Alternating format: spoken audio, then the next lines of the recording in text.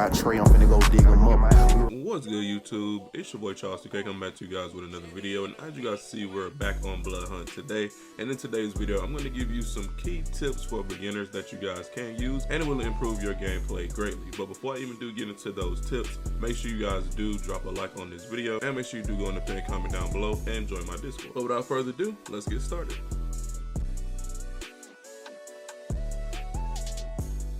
So the very first thing that we do have on our list is going to be movement. Now movement is very key in Bloodhunt. Movement is almost 90% of the game if you do ask me. So the better you guys work on these things I'm about to show you, the better you guys will be in gunfights. Now the first move I'm obviously going to show you guys is going to be a normal slide, which you will get by just running forward and holding circle or whatever you use to slide on PC. Now the slide can also be done on rooftops as well, and it will give you a high amount of momentum that allows you to make jumps from other rooftops. Just like that. Now there also is a slide jump that you guys can do. Once you have enough momentum, all you guys will simply do once you are sliding is just jump out of it just like that. Now another thing you guys can do while you are sliding is attack. If you did not know, all you simply will do is just slide and you can look back and just attack with whatever weapon that you guys do have. Here's a better example of it right here.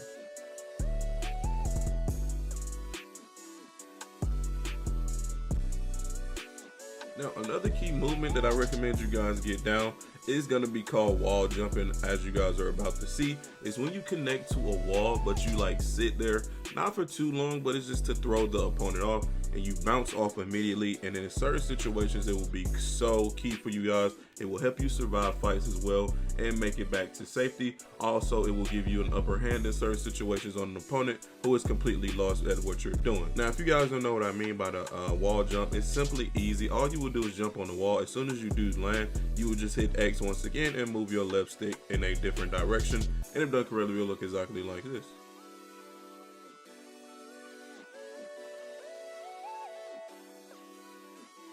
Now wall jumping can also be used when you guys are climbing buildings and make you a more tougher target to hit instead of when you are normally climbing just like this, which is in basically a straight line. An enemy can just simply line you up and rain down bullets on you. But if you wall jump, it will look exactly like this and you will be a lot harder to hit.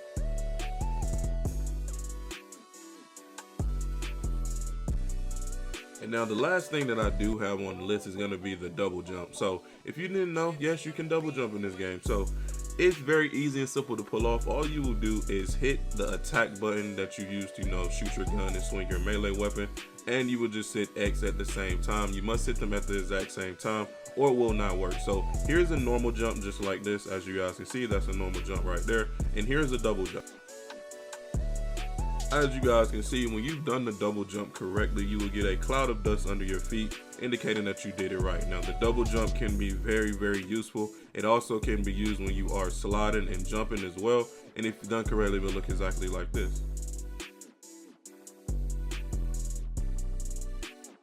And as you guys can see, when doing that, you will cover a great distance. Like I said, just make sure you are holding the attack button and the jump button at the same time. You want to make sure that the jump button comes a little, faster than the attack button. But once you guys have mastered it, you will be good to go.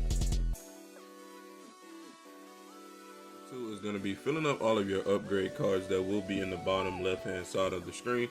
As you guys can see, each one of those little icons has 3 levels to them. The orange being it will increase your melee damage, as you guys can see. Now to know what color is which, you guys, once you click in R3, it will tell you. So this is going to be for orange, and basically you would just find 2 other orange ones and you will completely max out your melee damage. And now there is one for health and there is one that recharges your abilities faster, and I'm not for sure what the last one does, but everything that you guys are seeing is going to be color coded. So please do keep that in mind, that you just basically max out each color if you guys can. And now please do keep in mind that you don't have to spend all of the game like doing this, but if you do see a nearby NPC that you can kill and get another color for your set, make sure that you guys are doing so. Now tip number 3 on the list is going to be finding an archetype that is for you and using their abilities, aka powers, correctly. Okay, Now, Bloodhunt has, as you guys can see, a number of archetypes to choose from, and out of all the 7 archetypes that is on this game, you will find you some that you do like. It's just all about trial and error, which is basically trying out their character and picking what you guys do like. Now for me, the most to use characters, as you guys can see, is going to be Enforcer and Muse. For me, I just love their abilities. Muse can heal, and she also has a pretty nice dash, and also when she does go down, she can heal herself and, you know, basically make it even harder for the enemy to kill her while she is down. And as for Enforcer goes, everybody knows he is just simply overpowered. He can harden his skin and literally take no damage and get the upper hand on enemies. And now the Enforcer also does have a crazy passive. As you guys can see, it's called Subjugating Presence. Nearby enemies have their movement speed slowed. The Venturer is also alerted when the enemy would step into their presence. Now if you guys don't know what that looks like, basically look, here it is right here. When you are Enforcer and you have a melee weapon out, players are literally slow, and you see the damage that you can do to them. It's like he gets a damage boost almost. I don't know, it's kind of crazy. However, with all that being said, it's all about trial and error and figuring out what you guys do like. There is a whole bunch of other archetypes that is very good depending on your playstyle. The Prowler is very good. Saboteur is very good. Vandal, like the rest, like it's just like a whole, everybody is good in their own way. If you guys do ask me, it just takes the right player enough time and understanding to get to know their character and how to use them. So if you're not so good on one character, don't beat yourself up about it. There is going to be something for everybody on this game. You just have to find it. Now, the 4th tip that I do have for you guys is going to be finding a good landing spot for you. There is a various amounts of locations that you guys can choose from on this map. As you guys are seeing, the map looks big, but at the same time, it's not really that big. It is a very small map. So me, I don't usually change my landing spots. The spot that I always, you know, most likely will go to is the railroad station. If I'm not going to the railroad station, I'm going to the helipad. Also, you guys can know where like the best loot on the game is. It will be highlighted in orange under the name of the location. It will say high tier loot, as you guys can see on the screen right now. And once you guys have found that special location that you do like, you will then find your rotation out of that location, and you will just stick to it until you get better and better with it, and eventually it will just become second nature to you. You will also learn the map a lot easier by doing so. So please make sure you guys do get you a normal landing spot and get very familiar with it first before you decide to explore the map and go other places. And now on to the 5th and final tip I would recommend you guys. Please listen to me when I do tell you this. If you are not very, you know, good at the game, like off the rip already, stay away from solos until you get a little bit better, okay? I feel like solos has so many sweaty players in it right now.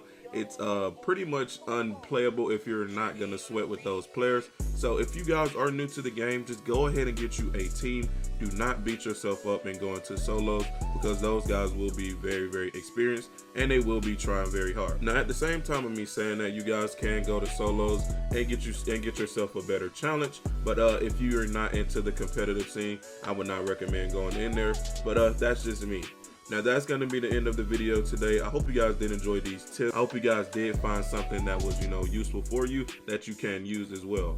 Now I was going to say sensitivity, but I kind of made a video about that. So if your sensitivity is off and you need a better sensitivity, just check the pinned comment down below for my latest video, and I will give you guys my sense and what I do use. And yeah, that's pretty much all that I have for you guys today. I hope you guys did enjoy this video. Don't forget to drop a like on it. Don't forget to join my Discord. It's been your boy Charles 2K. I will catch you guys in the next one. I'm out. Peace.